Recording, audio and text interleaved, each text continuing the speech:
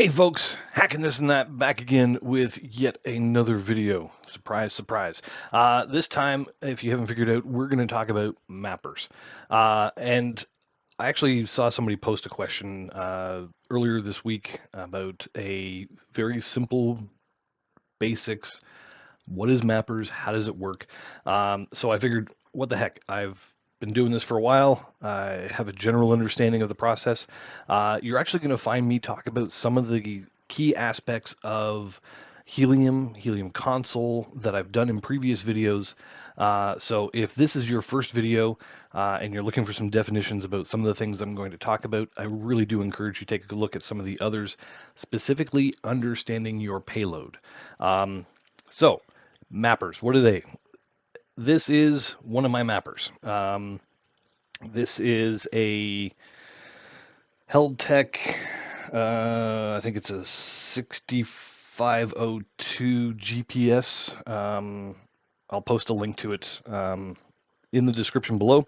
And this basically is taking the GPS data. So I've added a patch antenna to mine. I've also added a LoRa stubby antenna to this as well.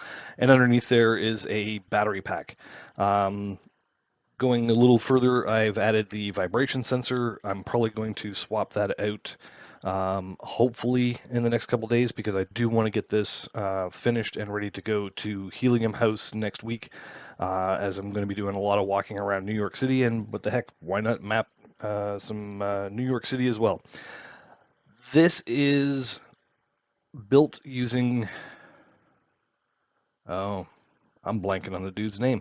I will post that in the link as well. But the firmware on here is readily available throughout the community. The author of it is in the community.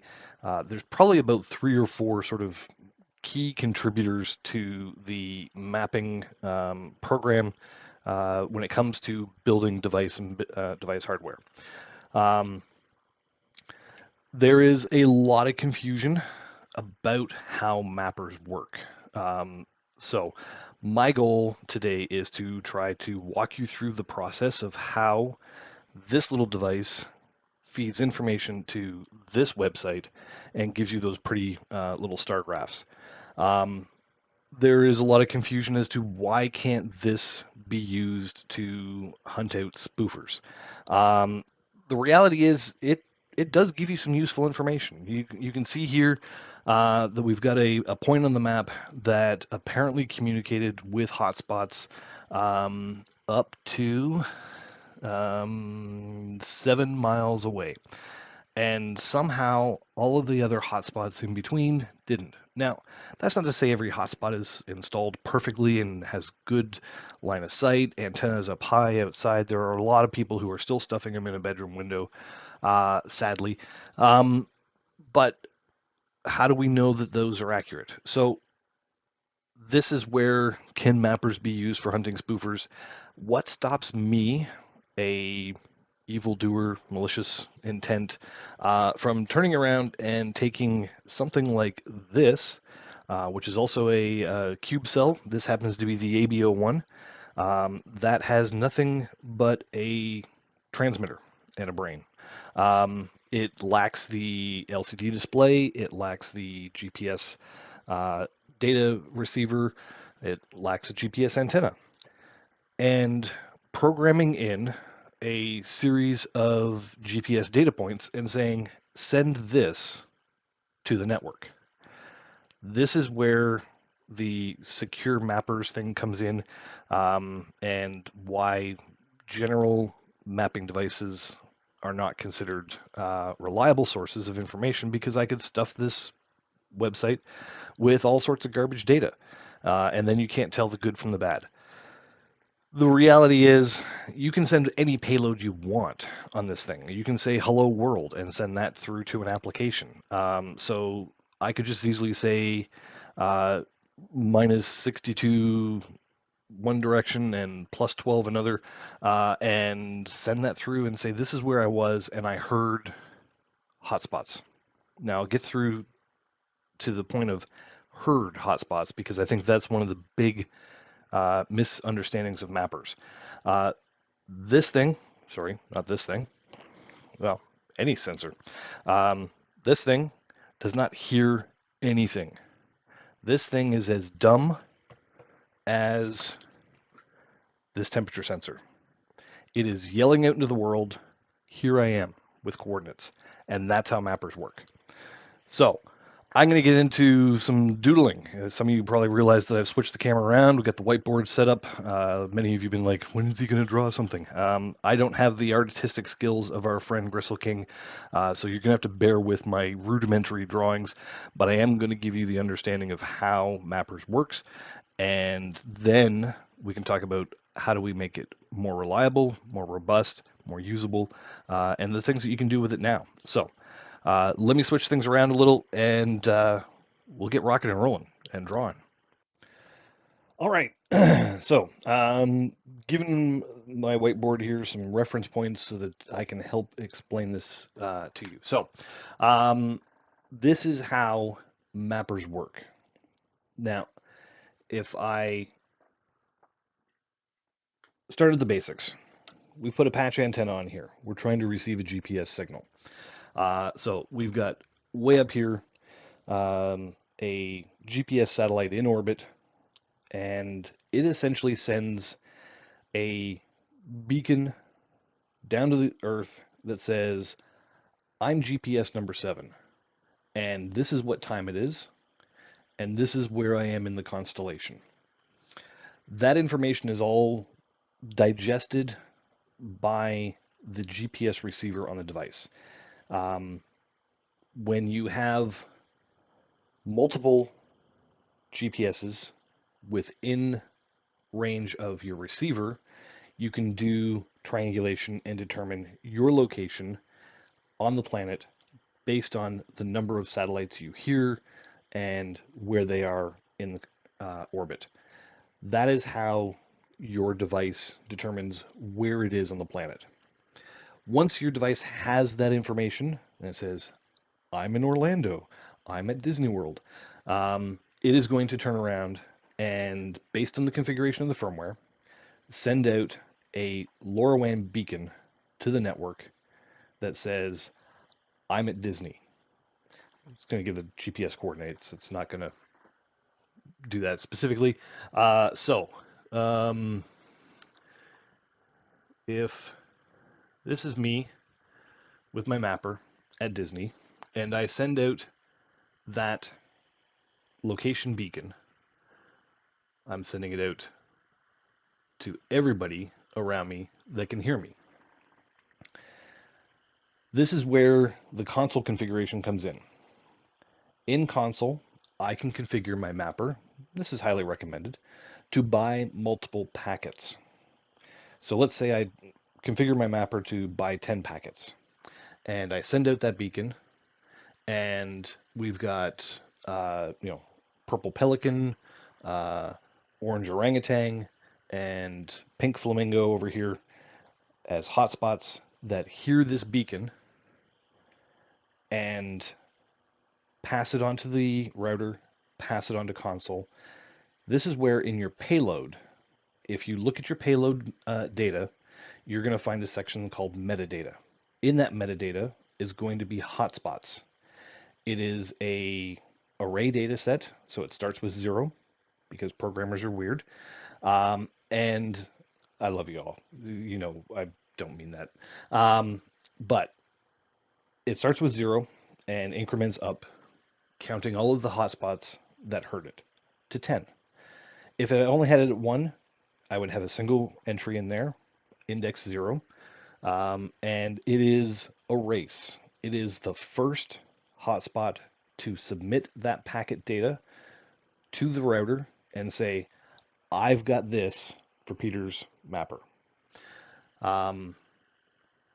So when I've got multiple hotspots listed in there, I can now take that payload, send it to mappers, and tell mappers, this is where I was, and this is who heard me, not the other way around. You're not telling mappers, this is who I heard, because your mapper doesn't listen. It only transmits.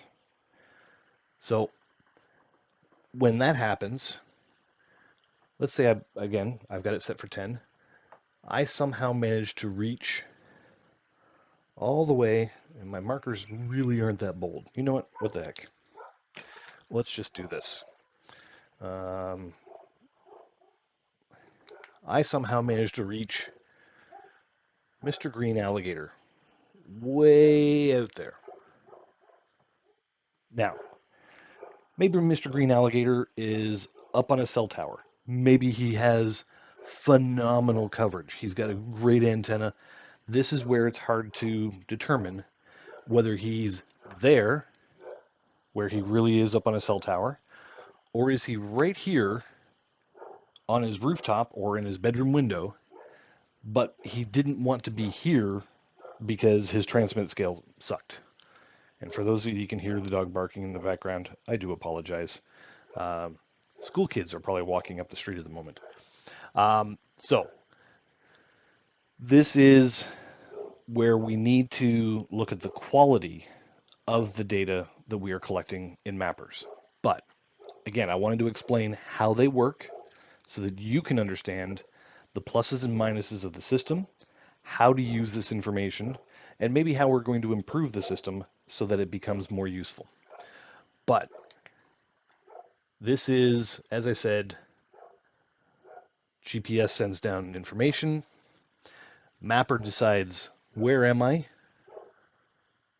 So we'll say it's 65 north and minus 32 west.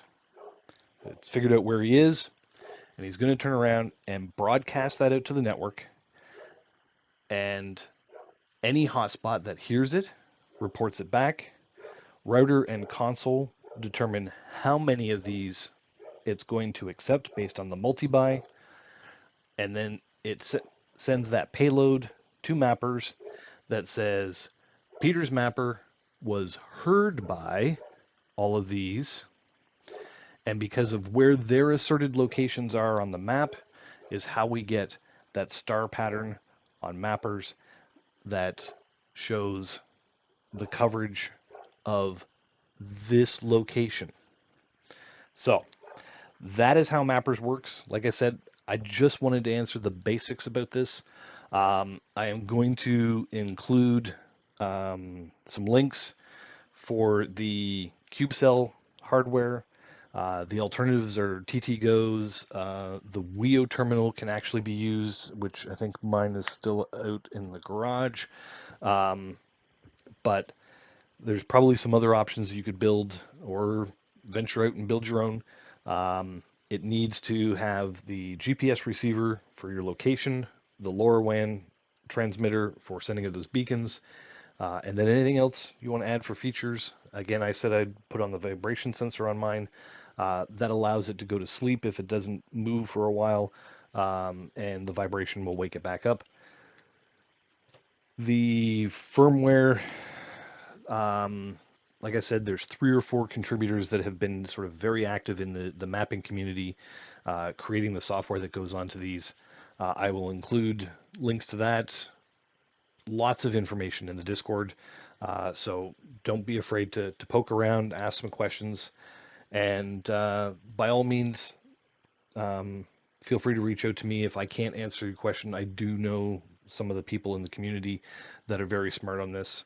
The last thing I want to say, and I'm going to give a plug to my buddy Neil, if you have just a regular old GPS tracker that you have either set up with TrackPack or want to get set up with TrackPack, there is the Helium Enthusiast mode that allows Neil to take the data from your mapper and also push it through to mappers as well.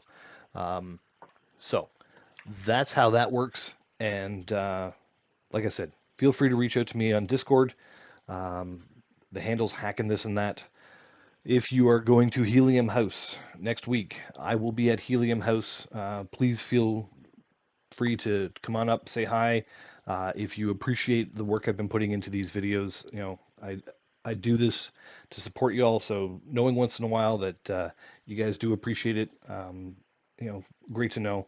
I am not some YouTube celebrity that's going to be like, oh, go, don't talk to me. No, definitely come on by.